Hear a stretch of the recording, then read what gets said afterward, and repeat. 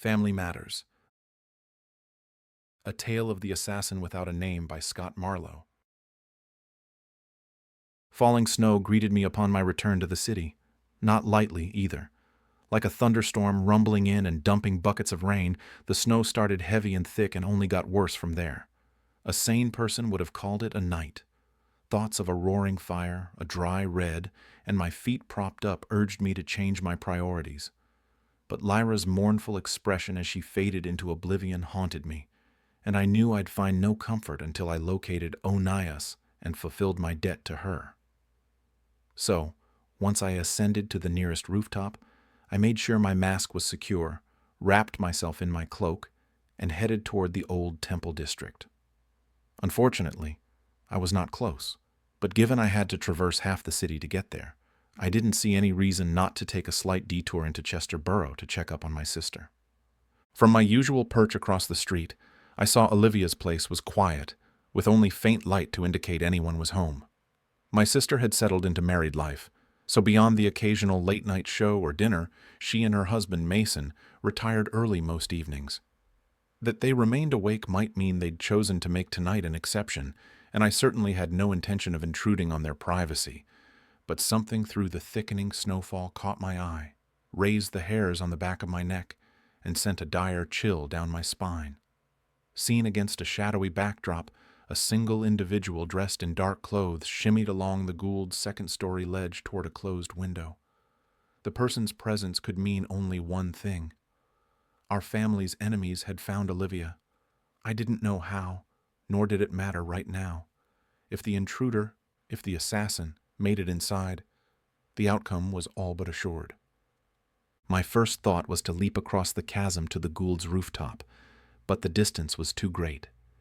However, the street narrowed nearby, drawing the buildings closer to one another. So I ran, mindful of the thickening snow beneath my feet, not slowing until I reached a sufficiently narrow spot where I jumped across. Falling snow pelted me as I sailed through the air and landed in a roll on the other rooftop. Rising without a pause, I backtracked to my sister's house, where I spotted the assassin fiddling at the window. No time for hesitation, I jumped across the remaining distance separating us. Slamming so hard into the intruder, we crashed through the window and into an unlit room. The element of surprise was mine, but my opponent regained his wits quickly, shoving me away with a knee before I had my knife ready. Putting distance between us like that meant he reached for a weapon, so I kept up the pressure, pivoting to kick him in the gut.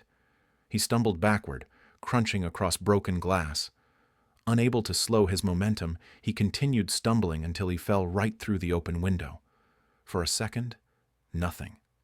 Then I heard a muffled thud as he hit the ground.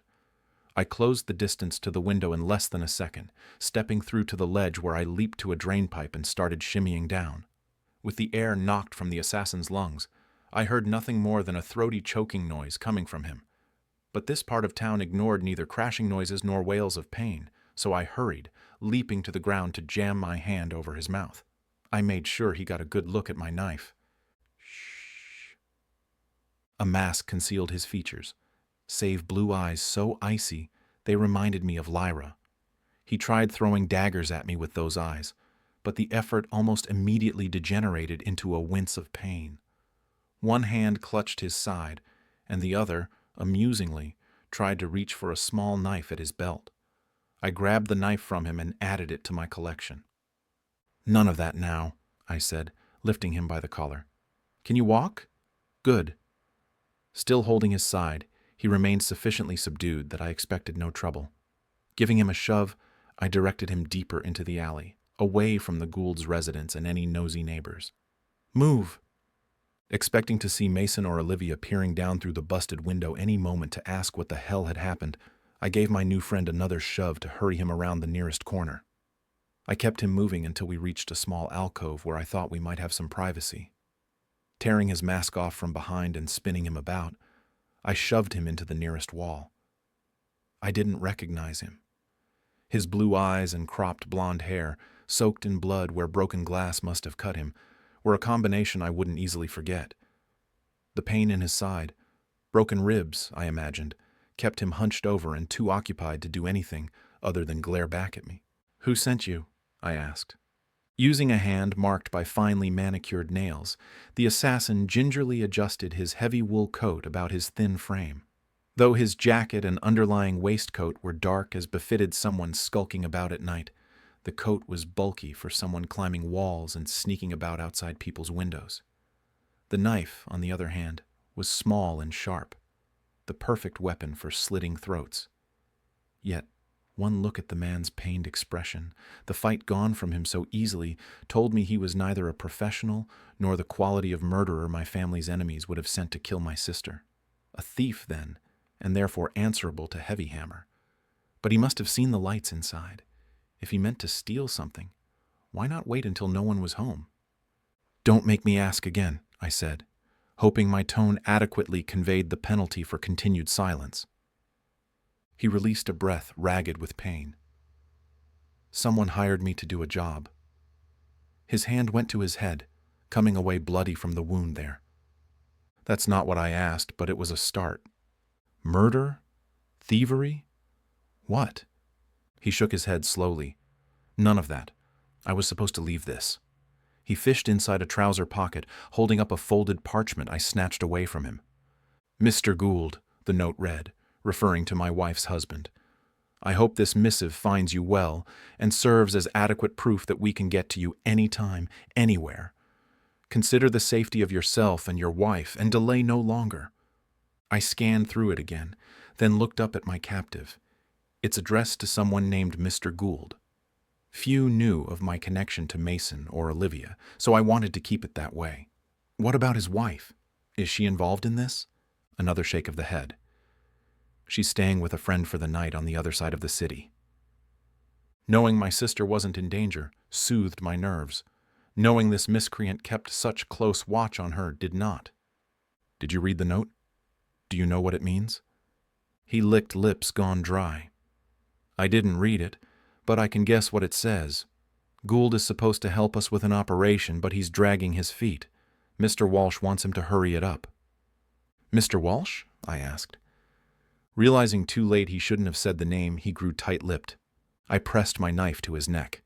"If you won't answer my questions, I have little reason to keep you alive." "Mr. Crescent Walsh," he stammered. I searched my memory. "The Traditionalist?" He nodded. "The same." The Traditionalists were a faction within the government lobbying against the king's modernistic drive to integrate technology into our everyday lives. Where the king sees the various alchemical and mechanical advancements as the path to the future, the Traditionalists view it as the end of our way of life as we know it. More specifically, they believe the current technological advancements will render many professions obsolete, drive down wages, and generally make ordinary people's lives miserable. But I had no idea what any of that had to do with my brother-in-law. "Why is Mr. Walsh so interested in Gould?" "They have an arrangement. I don't know the details, but I know Mr. Walsh came through on his end. So now he expects Gould to do the same. A favor for a favor, which was all well and good unless one party got cold feet. But that only happens when something illegal or unethical is involved. The public knew Crescent Walsh as a fine, upstanding citizen, a high-ranking member of the Merchants League, and a person who sat on the King's Mercantile Advisory Board. His businesses principally revolved around the conventional transport of goods overland. Unlike others of his ilk, like Roland Fairwind, Walsh hadn't yet embraced the new revolution brought about by air transport. His traditionalist ideals, while not appreciated by the crown, were not unknown. But expressing a viewpoint wasn't illegal. However, if that viewpoint manifested into action that violated the crown's policy, that was treason, plain and simple. All of this raised the question of what Mason had gotten himself into. My captive licked his lips again. "Look, I was only supposed to drop off the note." He winced once more, his fidgeting reigniting the pain in his side. "That's all. I wasn't going to hurt anyone." I let out a breath, thinking, I won't say a word about any of this. I never saw you. We never even had this conversation. Ask anyone. Ellen knows how to keep his mouth shut. "That right? 'Cause you sure have talked a lot since we met." The blood drained from his face as he realized that, yes, he had said a lot. something which did not bode well for his promises of silence. He tried laughing it off. Yeah, but that's different. You're a friend of the Goulds, right? I was just helping you out. That's right. I put my knife away. Just helping me out. You've been a big help too. I think we're done here. Yeah? Ellen asked, unsure. Yeah. How about I walk you out of here and we go our separate ways? Sound fair? His gaze darted down the alleyway, through the falling snow into the deepening shadows, looking for an escape, no doubt. Have a healer take a look at those ribs. Get something for the pain, too.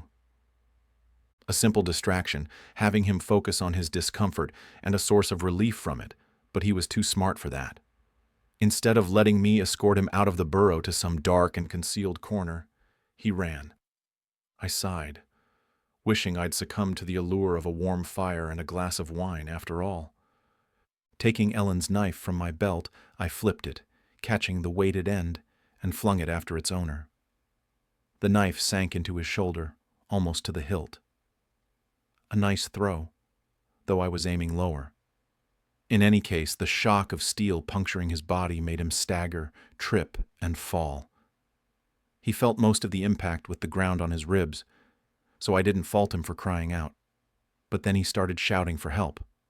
Unfortunately for him, his fading strength guaranteed the sound didn't carry far. He tried shuffling from my approach but didn't make it far before I stood over him. Ellen didn't know anything for sure, but he had suspicions. Suspicions often became questions, and questions sometimes demanded answers. Answers I couldn't afford to let anyone learn. What's the best way to keep a secret? Olivia used to ask me. Make sure no one knows it. So I slid my sword into Ellen's back, through his broken ribs, and into his heart. He died with a sigh. Now, the hard part. It wouldn't take a King's inspector to suspect a link between the dead man and the shattered window, so I had to move the corpse.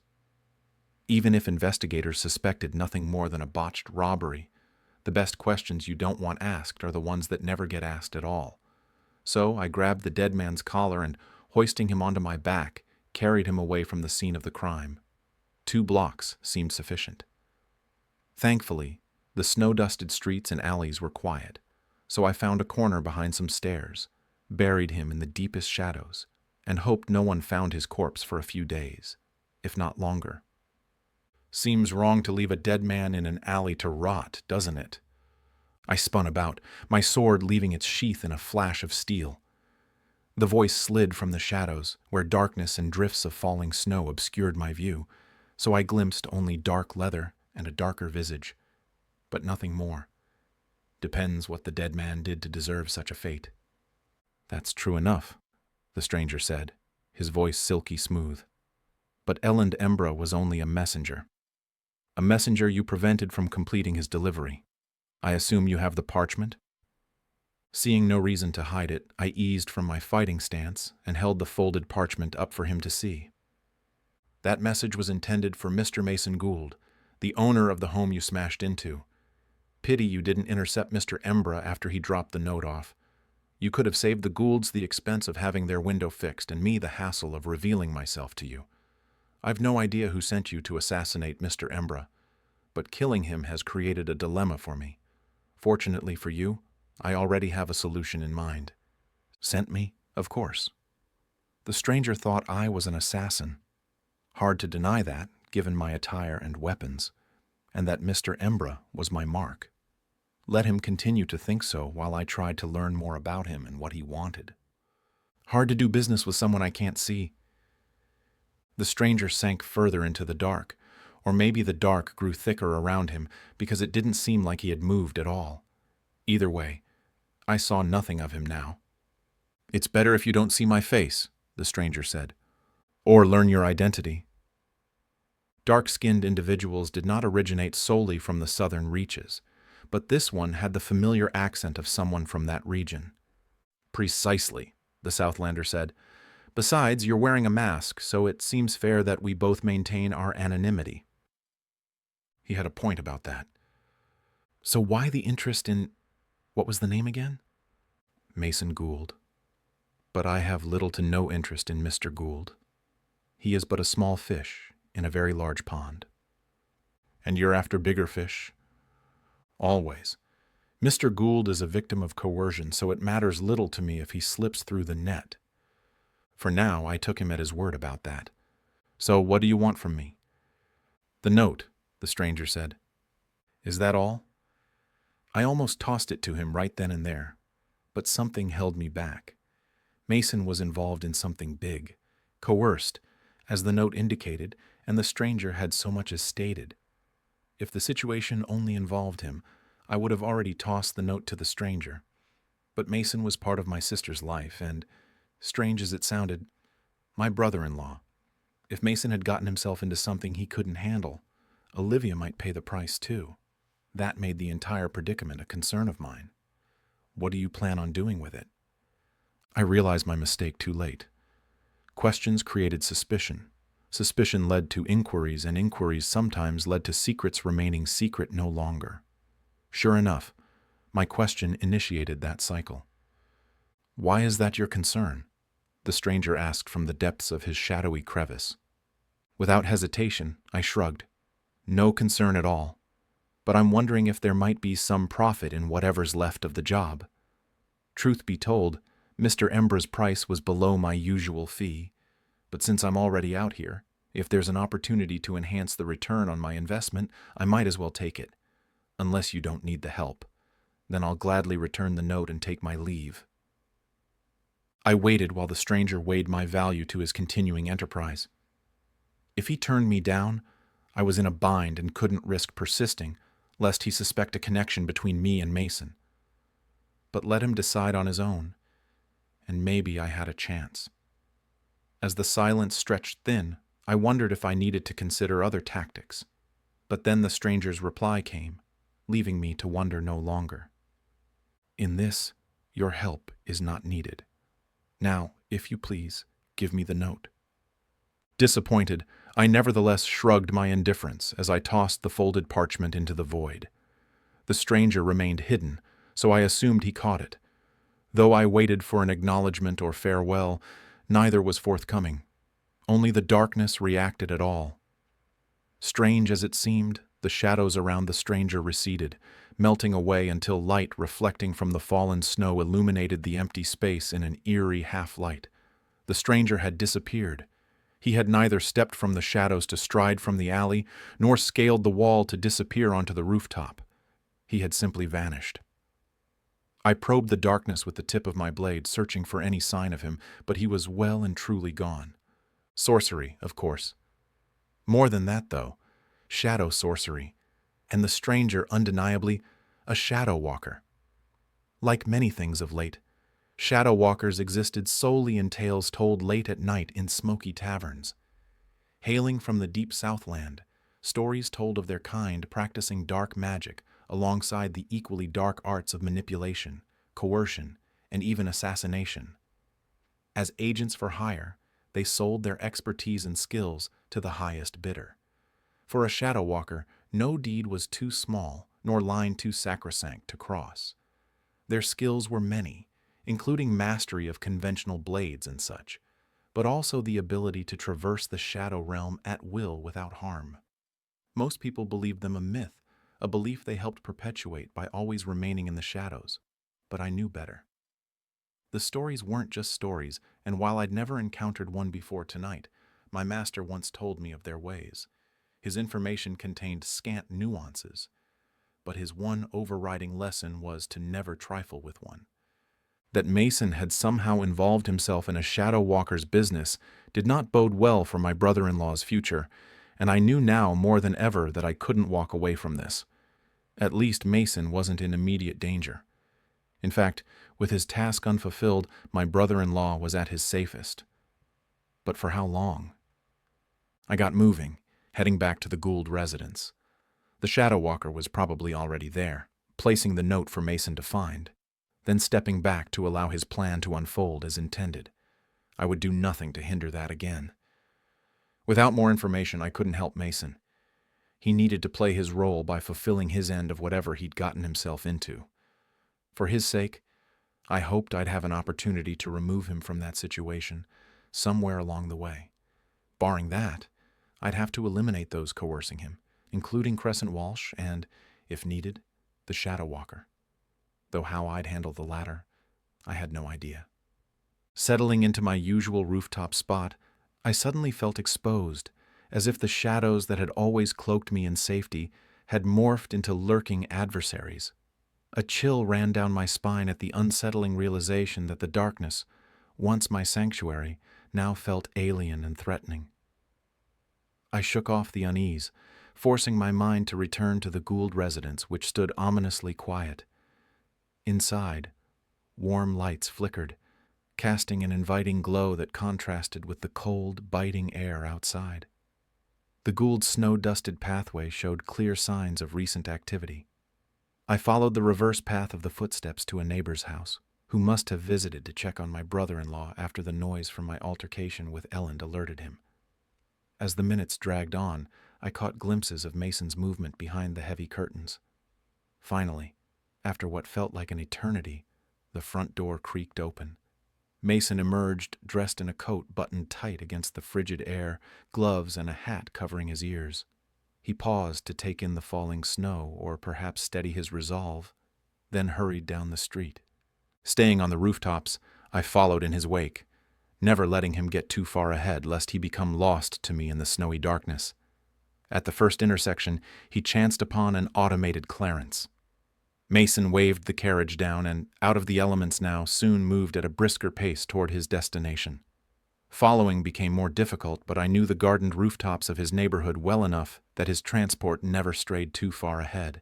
Soon, the pleasantly aged brick and stone of Chester Borough was behind us, and traversing rooftops was no longer possible. I dropped to the street below, losing little time as I continued shadowing the carriage. Early winter's biting chill gripped the streets, driving all but the most resolute indoors or to the warmth of flickering fires crackling in the taverns we passed. While the thought of sequestering myself inside such a place for the remainder of the evening returned, I shook the snow from my cloak and kept on, sliding from shadow to shadow when a street lamp shone overhead, or gliding through the night as only an assassin of my skill could. The sharp crunch of snow echoed from buildings as others passed near, but such encounters were infrequent and easily avoided. No one was interested in anything other than escaping the cold, and most didn't even bother looking my way. We passed through a deserted market square with shops closed for the night, and some smaller neighborhoods before the carriage stopped amidst a cluster of silent warehouses. Mason disembarked from the Clarence and paid the driver. With his head ducked into his collar for warmth, he strode to one warehouse and rapped on its windowless metal door. I hung back, waiting and watching. I hadn't done either for long when the door swung open, and a man thick in the chest stuck his head out. The doorman took one look at Mason, glanced each way to see if he was alone, then stood back to admit my brother-in-law. The door slammed shut behind him with an audible creak and a thunk. Mindful of guards patrolling the perimeter, I circled the warehouse, found a weathered maintenance ladder, its rungs slick with frost, and climbed to the building's flat, tarred rooftop. The surface was uneven, littered with debris and dust, but a cluster of dirty skylights peeked through the snowfall, casting a muted pale glow that hinted at the activity inside. The whisper of the wind carrying fluttering flakes underscored the otherwise thick stillness. Dirty skylights peppered with snow revealed a pallor of light inside. All was quiet. This accessway was locked tight, so I moved to the next, where no light shone and the window was unlocked. Brushing snow from the rusted hinges, I applied a few drops of oil and lifted it with barely a creak. The distance to the floor wasn't far, so I lowered myself through the narrow opening and dropped inside. The murmur of voices, one harsh and indignant, rose from the other side of a long row of machines. Each the size of a hulking beast, I recognized their elongated configurations of drive shafts, pistons, cogs, and cylinders as airship engines. I moved amongst the giant machinery like a ghost until Mason's voice, sounding from across the room, became clear and distinct. Then I settled in to listen. I say again, the note was entirely unnecessary. "It got you here, didn't it?" a gruff voice responded. "It most certainly did," Mason said. Though if you truly wish me to do this thing for you, Mr. Walsh, threatening my wife was not the way to convince me. The legs of a chair squealed across the floor's wooden planks. I already apologized for any misunderstanding, Crescent said. I intended no threat against Mrs. Gould. Let me assure you, sir, I do not operate like that. Mr. Ember was supposed to sneak into your home, place the note somewhere in the open, and nothing more. I know nothing about broken windows. A pause. Where is Mr. Ember, anyway? Don't know, sir, a third person said. No matter, Mr. Walsh huffed. Now, Mason, as I was saying when we originally spoke of this matter, you had no problem doing what I asked. If you continue to harbor any reservations, let me put your mind at ease before you refuse again. And if I still refuse? That would be unfortunate. Mr. Walsh's pause made the implication clear. Unfortunate for Mason, and most likely Olivia as well. Mason didn't sigh, but it almost seemed his answering silence indicated one before he said, I will do this thing for you, Mr. Walsh, but on the condition you never again ask anything of me. This is one time, and one time only. Excellent. I knew you'd do the right thing, Mason. Now, fetch the device. I assume Mr. Walsh directed the order at his flunky, so as booted feet stomped closer, I retreated, hiding as his henchman strode between the rows of machinery. Upon his return, I glimpsed him carrying a small box. I needed to know what was inside that box, so I found hand and footholds along the nearest engine and climbed until I saw Mason, Mr. Walsh, and the man who'd fetched the container, which rested on a table now. Mr. Walsh, a man of middle years with a graying beard and hair that flowed to his shoulders, stood at one side of the table with his hands folded behind him. He dressed the part of the exquisitely wealthy, with a spotted cravat that accentuated his burgundy jacket and waistcoat, and multiple golden rings adorning the fingers of both his hands. His pompous, all-knowing expression told me that any congeniality he'd offered my poor brother-in-law was for show only. I knew the character of men like Mr. Walsh 1,000 times over, because they were the ones who most often hired me. Like those others, Mr. Crescent Walsh was a man who was used to getting what he wanted, no matter the price in coin or people's lives. Despite what he told my brother-in-law, I doubted the one-time task was the last Mr. Walsh intended to ask Mason to do for him. The gent who'd retrieved the box was your typical muscled bruiser. His long wool coat wasn't out of place inside the cool warehouse interior, nor was his simple felt cap. He opened the box and placed its contents, a small brass device, on the table. Thin metal tubules wrapped around 2 cylindrical canisters. A light, dull and inactive, was at the center of each cylinder. Between the canisters was a single switch. Mason had his hat under an arm, his dark wavy hair falling slightly over his forehead. Lifting his wire-rimmed spectacles to the bridge of his nose, he looked at the device with a curious stare.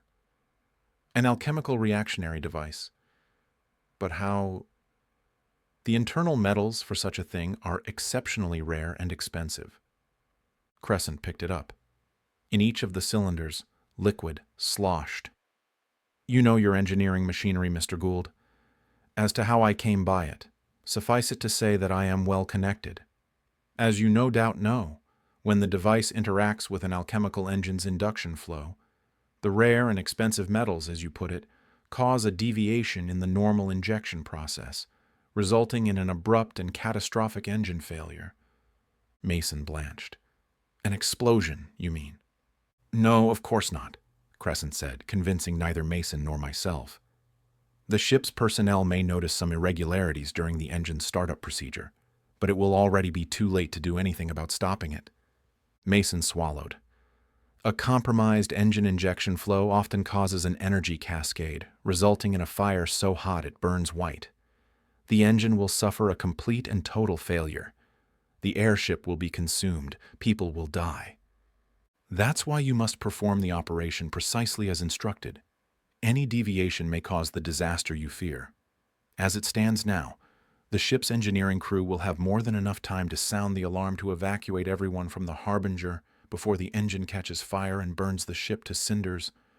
Believe me, this is necessary. We must make a statement, Mr. Gould. A simple malfunction is not sufficient. Mason lowered his head and rubbed at his forehead. It seems you might have found someone better suited to this sort of thing. As an engineer, my job is to ensure things work, not the exact opposite. That's the beautiful thing about your contribution, Mason, Mr. Walsh said.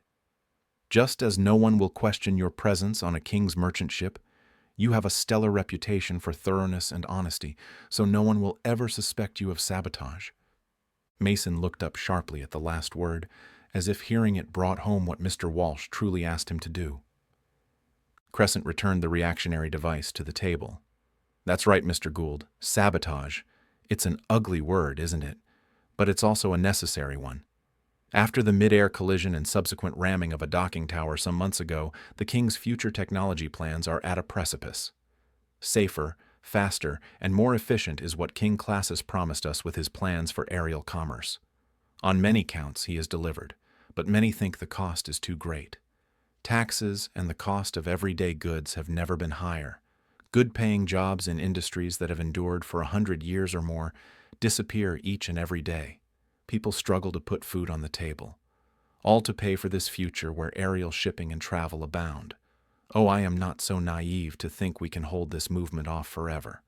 But traditional means of transporting goods have served us well for generations, and there remains much profit on the ground before we fully embrace the idea of aerial freight.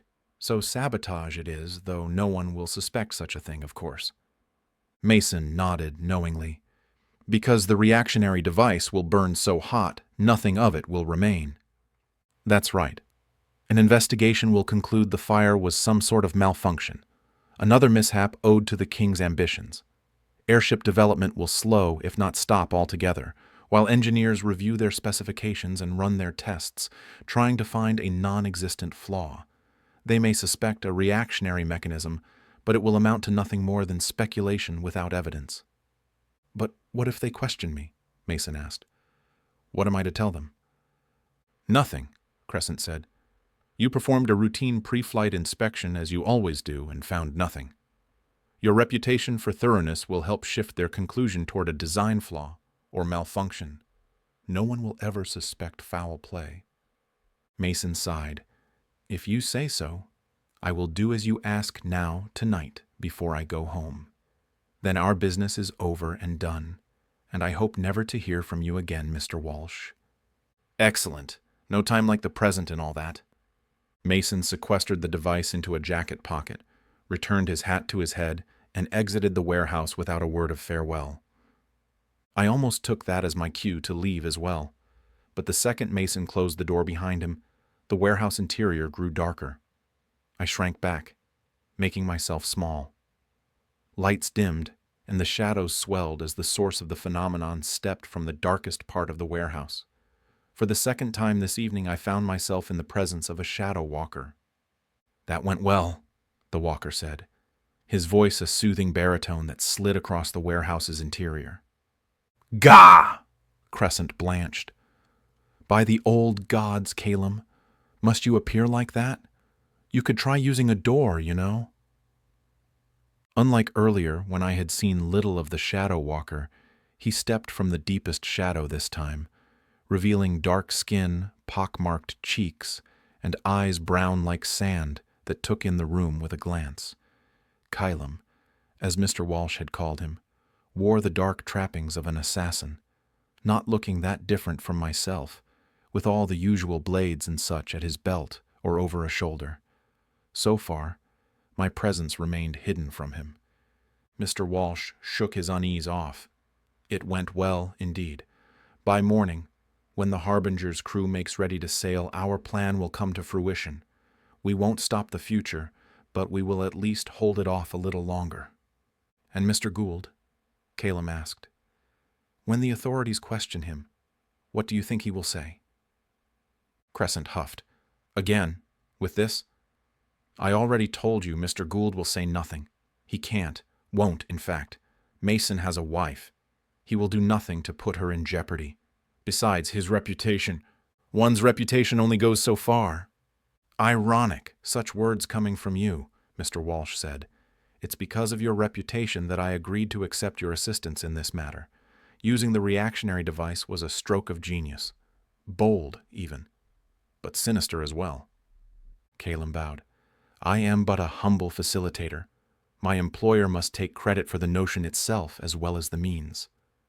An interesting revelation that the walker did not work for Walsh. Perhaps when this is over, Crescent said, and the king's ambitions halted, I'll have the opportunity to thank your employer in person. A slight nod. Perhaps. Then the walker stepped into the shadows, and like before, the darkness enveloped him, and he vanished. I followed suit, retreating to my entry point, where I leaped to the overhead skylight and returned to the roof. Mason was at his task, heading for the airship docks. But though he traveled alone, I didn't think he'd remain so for long. Just long enough to place the device into the Harbinger's engine, I figured, before Calum ended his life. Though the walker had said nothing about it, I knew Crescent Walsh's reassurances had fallen on deaf ears. Someone wealthy and powerful enough to hire a shadow walker to act as an intermediary, not to mention tempted fate by plotting against the king, left nothing to chance. In a ploy this ambitious, one engineering inspector's life meant nothing. With his task complete, Mason was a loose end. Loose ends didn't talk, especially when they were dead. Slowed by the accumulating snow, Mason hadn't made it more than halfway to the airship docks when I caught up to him. I shadowed him to berthing Tower 11, where a night watchman confronted Mason. Their exchange was brief, with the watchman waving a hand and sending the engineering inspector off with a chuckle and a light hand. I found a more surreptitious way inside by climbing a mishmash of alchemical refueling pipes to an open service door. Inside, I stopped to scan the tower's interior. Heavy with darkness, alchemical lanterns lit the vertical shaft of two identical lifts opposite one another, providing access to the tower's 4 levels. With landing platforms opening to the exterior all around, a maximum of 12 vessels at a time could dock here. Presently, though, I saw only 2 airships, the Harbinger, presumably, at level 2, which Mason took the lift to now, and another unknown ship docked opposite at level 3. Using the latticework of the tower's internal structure, I paralleled his ascension, watching Mason exit the lift and board the Harbinger. This time, no one challenged him. The Harbinger flew the royal flag of the Mercantile Guild, marking it as both a luxury transport and a premier ship of commerce. Given the Guild's wealth, crews often found more comfortable lodging off-ship while in port, meaning no one was on board to stop Mason from completing his task. With no need to follow Mason onto the vessel, I waited from my latticework perch, watching and waiting for him to emerge or the shadow walker to appear. Mason showed his face first. Stepping off the gangplank, he paused with hands jammed into pockets while resignation played out across his features. He stayed like that a moment. Then with a heave of his chest, he spun about and took a hesitant step back toward the gangplank. But to do what? Undo his work? It seemed too late for that. Coming to the same conclusion, Mason remained outside. I wondered what he was about until a hand emerged from his jacket, holding something that looked very much like a detonator. If he intended to blow us both up, I fancied knowing why, so I leaped onto the platform, landing with an audible thunk. Mason spun toward me with the detonator held high. "Who the hell are you?" "Who I am isn't important," I said, my voice muffled and face hidden behind my mask. "Is the reactionary device in place as Mr. Walsh requested?" "How do you—" Mason frowned, his narrowed gaze scrutinizing me. "You're not—" He curled his lip. Yes, it is. Did Mr. Walsh send you to make sure I didn't change my mind?" "Something like that," I said. "Walsh said nothing about any detonations. Why the trigger?" Mason placed the device back into his pocket. "It's nothing." "I've never seen a detonator amount to nothing." "Know a lot about such things?" "Enough to know that if you're about to set off an explosion, you shouldn't stand right next to the thing you're about to blow up." Another frown. "Nothing is blowing up. You can tell Mr. Walsh everything is in place. I did as he asked." Mason's stare drifted to the deepest shadows. "Now, if you know what's best for you, you'll leave." "Waiting for someone?" "Yes, now go away." I hadn't given Mason enough credit. Not only did he somehow know about Calum, but he also knew the Shadow Walker was coming for him. How he knew was a question for later. But if Mason had any hope of succeeding, He needed my help, and I needed to know his plan. In an ideal world, we would have convened at a warm tavern, opened a bottle of fine wine, and strategized how best to take down a sorcerer who commanded the shadows. Barring that, a few minutes in the hollowed-out docking tower would also have worked. However, the Shadow Walker wasn't keen on either scenario because, at one end of the platform, shadows gathered and thickened, and out he stepped. He didn't seem surprised to see me. Again, we meet. If circumstances were different, I might wonder why. But the time for such things is past. Now, I have a job to do. You'll have to excuse me, but in this, I can have no witnesses. Calum closed the distance between us with otherworldly speed, a blur the eye could not follow. In a single motion, one hand released a razor-edged throwing star that sliced through the air toward Mason's throat, while the other drew a short, straight-bladed sword meant for me. Disappointing the Shadow Walker on both counts, I first flung a knife that intercepted the star in a shattering collision. At the same time, I pivoted, my Steel Island sword meeting the Shadow Walker's thrust with a resounding clang that redirected the blade away with expert finesse. Panicked, Mason had raised his hands to shield himself, but the defense was unnecessary. The throwing star, along with my knife, had already vanished into the void. I never thought to test myself against a Shadow Walker, but now that the challenge was here, I embraced it. "Leave while you can," I shouted to Mason as I pressed Calum back with a flurry of steel he somehow dodged with imperceptibly quick movements.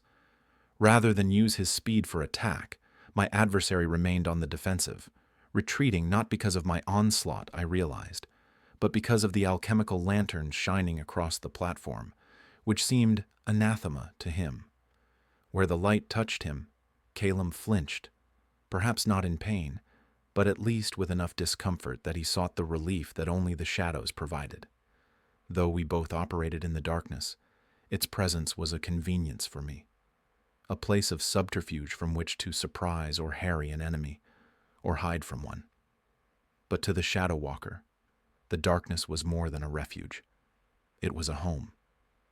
Still, I'd spent time aplenty there too, including brief stints in places so dark, our darkest night paled in comparison. So as Calum kept sliding back, deflecting my every attack, I kept with him, matching him step for step, ensconcing myself in the shadows as readily as he did, wondering at his game until too late. I saw the faint outline of a portal behind him. He took one last step back and vanished into the shadow realm. But I knew the game he played.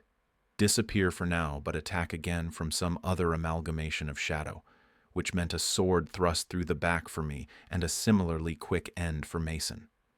I never figured myself for a clean death I didn't see coming.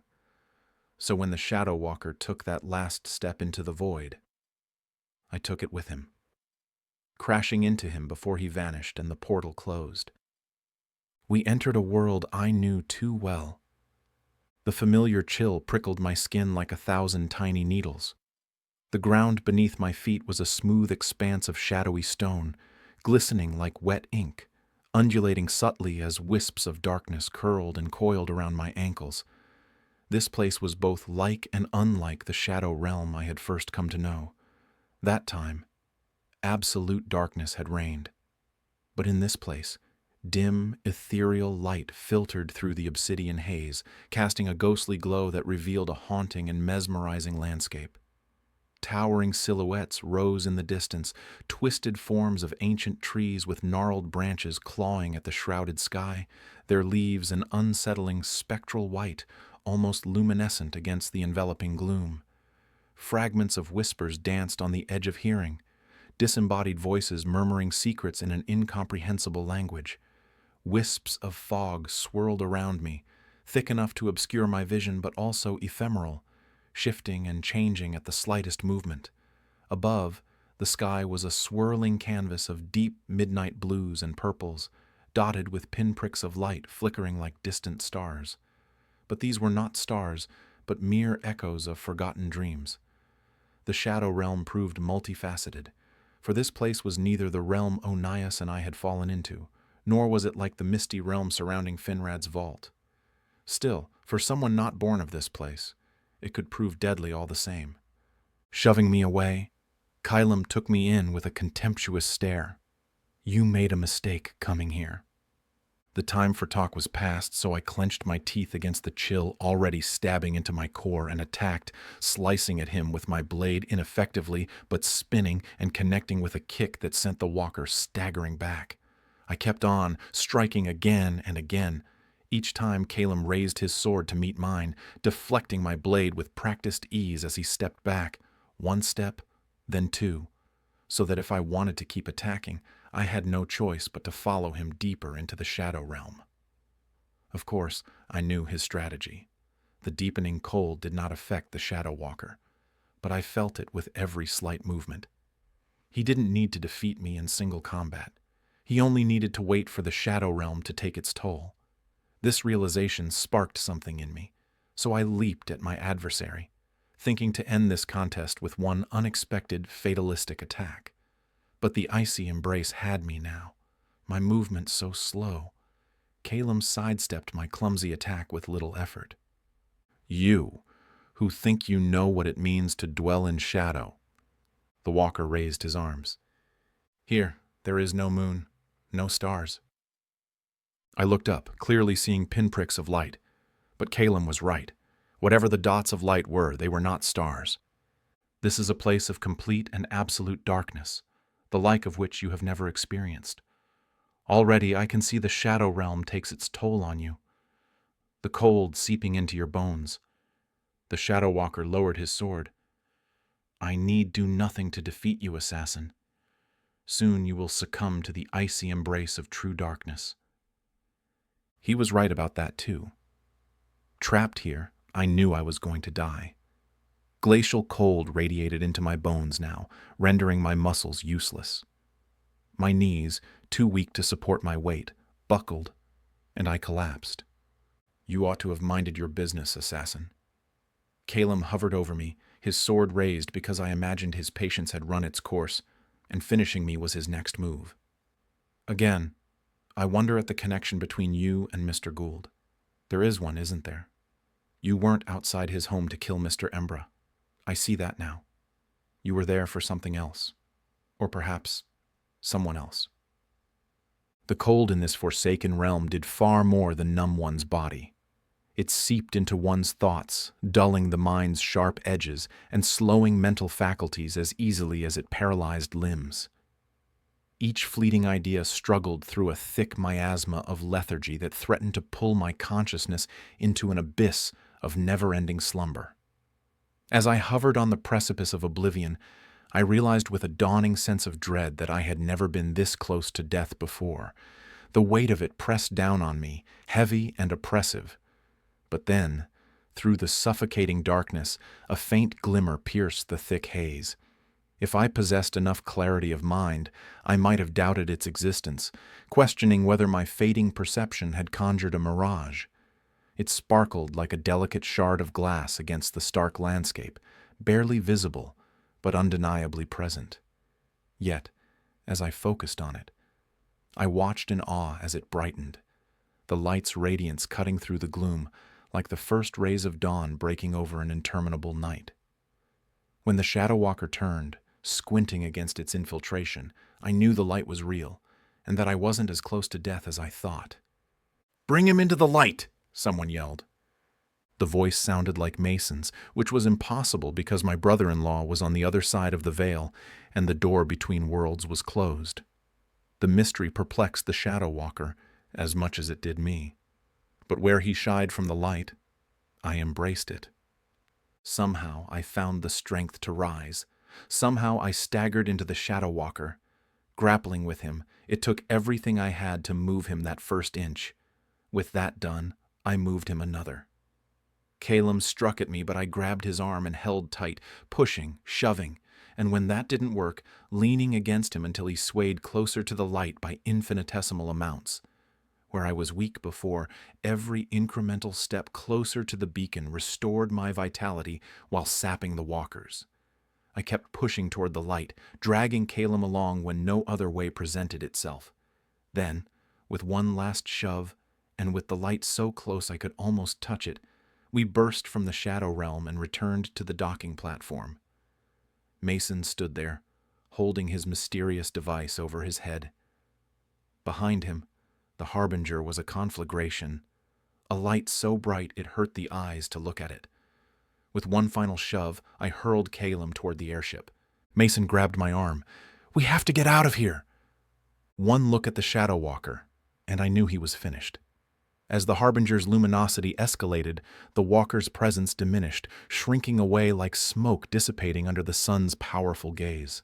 Shadows clung to him, but the light, unyielding, enveloped him in its radiant embrace, draining away the essence of his power and life force. I saw the energy that had once defined him beginning to flicker and fade, his strength ebbing as the brilliance bore down upon him.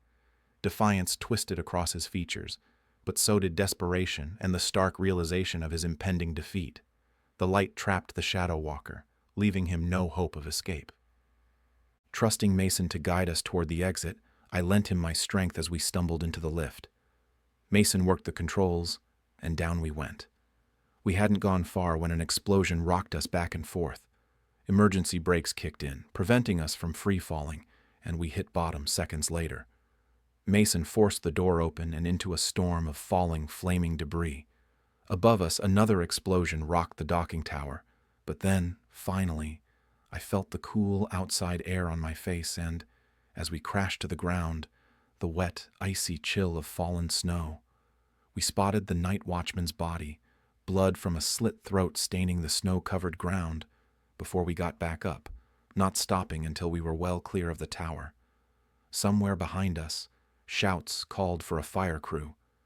But I had seen the inferno engulfing the harbinger, and knew the vessel and Tower 11 were beyond saving.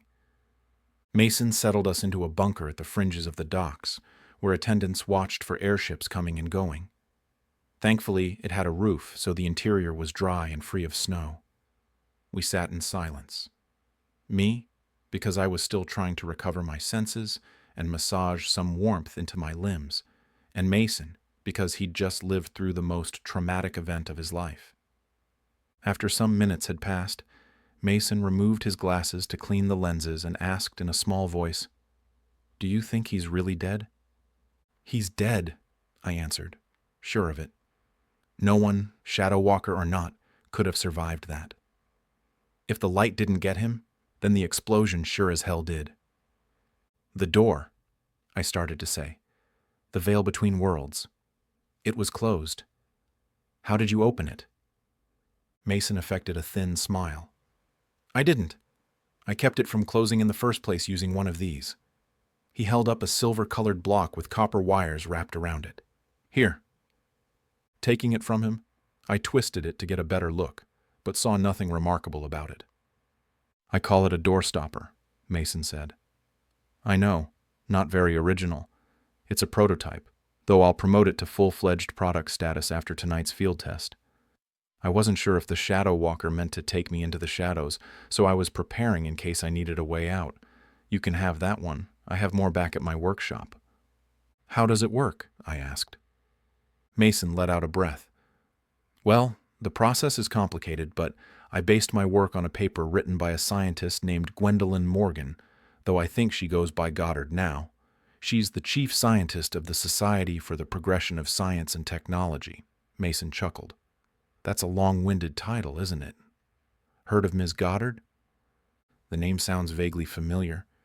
Anyway, in her paper, she discusses the unfolding qualities of negative energy and how, under extreme force, negative energy can generate a hyperflux of charged particles that... He rambled on for a short while longer before I felt compelled to interrupt. "Sounds interesting. Perhaps you can give me the finer details at another time." "You did ask. Next time, remind me not to." "Yes, well, the most succinct answer to your question is you press the button on the device, then place it inside the extra-dimensional doorway, thus the name. It's as brilliant in its simplistic purpose as it is in its name." "Thank you," Mason said. "I feel the same." I pushed myself to my feet, thinking it best we parted company. Mason's next words stopped me in my tracks. "You're probably wondering why I helped you." I looked down at him. The question crossed my mind. "I helped you because..." Mason heaved out a breath. "Because we're family.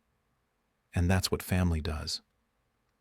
I said nothing, mostly because I wasn't sure what to say. Olivia told me about you, Mason said, glancing up at me. She told me about what happened when you were children. Not everything, I don't think, but enough. She misses you, you know. I've asked her more than a few times why she doesn't reach out to you. Her answer is always the same. She wants to give you whatever time you need. My response? Time is a limited commodity. When it runs out, it's gone forever. It doesn't make her change her mind, unfortunately. So many questions flooded my mind. I wasn't sure which to ask first. How do I know who you are? Mason finished the thought for me. I wasn't sure at first. Olivia told me what you do for a living, so the dark ensemble was my first clue. But your eyes gave it away. You have the same eyes. Somewhat far-reaching, I know. But throw in a few similar mannerisms and, taken as a whole, I came to the only plausible conclusion. His explanation was logical as befit an engineer. Does it surprise you that Olivia knows you're alive? It did, though I didn't give him an answer. Instead, I asked, what did you do to the Harbinger, and how did you know about the Shadow Walker? Mason's head tilted, and he frowned as he considered the question. Mr. Walsh has been working on his plan to foil the King's aerial ambitions for some time. He approached me with it months ago. Nothing more than hints at first to see where I stood, I suppose, but enough to understand the ramifications and what it meant to the life I've worked hard to build here. I tried to tell him no, but that only went so far. He persisted and, well, that's neither here nor there now. I started doing some work for him. Nothing dangerous or illegal. But a time or two, I arrived early or lingered longer than I was supposed to. Eventually, I got wind of the Shadow Walker. I'm an engineer, so I did what engineers do. I researched the subject, learning all I could about their kind. Sorcerer assassins who thrive off the darkness, but expose them to light, and they become weak. I knew Mr. Walsh wouldn't let me walk away once I did as he asked, so I modified the reactionary device before installing it. A thoughtful expression crossed his face. But I must have made a miscalculation. The device wasn't supposed to do anything more than catalyze the engine's alchemicals to generate light in overwhelming proportions. I didn't anticipate the buildup of heat, nor did I expect a fire or an explosion. Mason sighed. I fear I've accomplished Mr. Walsh's goal after all. I nodded, impressed by my brother-in-law's ingenuity, not to mention his bravery. Thank you. You saved my life. Mason sat up straighter to hear the words. You're welcome. You may have accomplished Walsh's goal, but the conspiracy runs deeper. Meaning? The Shadow Walker worked for someone else, I said. Who? I'm not sure. But he spoke of an organization. Mason shook his head. I didn't know that. I wonder if I shouldn't... Go home, I said. Make sure Olivia is safe. Keep your heads low. But as long as Mr. Walsh... Don't worry about Walsh. But what about... Oh. Mason sank lower, not saying anything more. He knew what I did for a living, so he filled in the blanks. Still, he needed to understand the necessity of killing Mr. Walsh. Besides Mr. Walsh and his lackey, no one knows you came here tonight. I'm not concerned with his henchmen, but Crescent Walsh can cause a stir if he chooses. But Mr. Walsh has what he wants, Mason said. He has no reason to turn me in. It isn't Walsh I'm worried about. Though Mason probed further, I could give him no answers because I didn't have them myself. Not yet. With the feeling returned to my fingers and toes, I felt well enough to escort Mason from the docks to his neighborhood. Before we parted ways, Mason suggested we might see each other again under more social circumstances. Stop by the house anytime, he said. You have an open invitation. I left his suggestion hanging in the air as I disappeared into the night's darkness to search for Crescent Walsh. It turned out Mr. Walsh was a hard man to track down. When I finally caught up to him stumbling from a gaming hall in the wee hours, I saw the events I feared had already been set in motion. The authorities were already there, waiting to intercept him. Walsh's defiant outburst inquiring about the charges rang across the mostly empty street. The king's guardsman answered by tossing him into a prison carriage. If I'd had my bow, I could have made quick work of Mr. Walsh right then and there. Instead, I stayed in the shadows and bided my time, waiting for the right opportunity. That came the next day after I'd gotten some sleep, a hot bath, and a hearty breakfast. If the guardsman had arrested a person of lower standing, that individual would enjoy perpetual safety from me while rotting away in a prison cell. But Mr. Walsh was an upstanding citizen, a gentleman, and wealthy enough to hire the best lawyers and bribe the right officials. I knew they wouldn't hold Walsh for long. Sure enough, the magistrate released him midday. Crescent was a model of weary dishevelment, but happy to see his personal carriage and driver waiting to whisk him home. Too bad for him that I intercepted him before that, using the hustle and bustle of people out and about to conceal a quick thrust of a knife in passing to Mr. Walsh's jugular. I was well away, and the small killing knife returned to its place of concealment before Crescent had fallen to his knees. No need to stick around to watch him die. The local dispatch would provide confirmation soon enough, and so it did that very day in the evening edition. Crescent Walsh, Grand Administrator of the King's League of Merchants, slain on the steps of the Hall of Justice. The headline read. The subheading was even more interesting. New Grand Administrator appointed in his place. The name? Leonidas Storm. The article went on, mentioning sweeping arrests and changes across the entire Merchant League's upper echelons. It seemed the authorities came by an anonymous source of information pinning the incident at the docks on Mr. Walsh and many of his closest allies inside the League. None of the newly appointed names were familiar, but I wasn't fool enough to wager any of them were anything other than members of the Warder organization. In the end, although the traditionalists had played right into the Warder's hands, Crescent's plan still worked. The loss of the Harbinger, the other vessel docked at Tower 11, and the destruction of the tower itself had lit a fire of protest against the king's aerial ambitions. The King's Council enacted a new edict under pressure from the citizenry, requiring all alchemical machinery to undergo an exhaustive inspection and approval process. As Mr. Walsh had hoped, his ploy slowed the gears of progress, at least for now. The Warder's gambit seemed clear. Bear the burden of a temporary slowdown in technological development for a near-complete takeover of the Merchants League. I knew the Warders transported goods into the city, but this gave them a greater purview over regulating such transport. In effect, they could move goods unchallenged now. The Shadow Walker claimed he was a facilitator, and so he was, brokering a deal where Mr. Walsh played right into the Warder's hands. In the end, the Warders got everything they wanted. Whether Crescent Walsh ended up in prison or a grave didn't matter to them. One way or another, the Warders had always intended for Walsh to take the blame, and since he knew nothing about the Warders' involvement, they were safe. Maybe I'd done the Warders a favor by killing Walsh. Though he remained ignorant of their plan, he might have guessed at it when they steamrolled their way into the League. It didn't matter. I didn't kill Walsh for them. I did it for Mason. Family mattered, after all. That's why I followed my brother-in-law to the docks and why he stuck around to make sure I didn't die. Maybe, in time, I'd take him up on his offer and pay him and my sister a visit. Mason had proven himself in a fight, and with the Warders gaining an even greater upper hand, I think I might need all the allies I could get. You've reached the end of this adventure. If you enjoyed this story, please give it a like and subscribe to my channel to get a notification when each new story is available. You can view all my books and get the latest news by visiting scottmarlowe.com.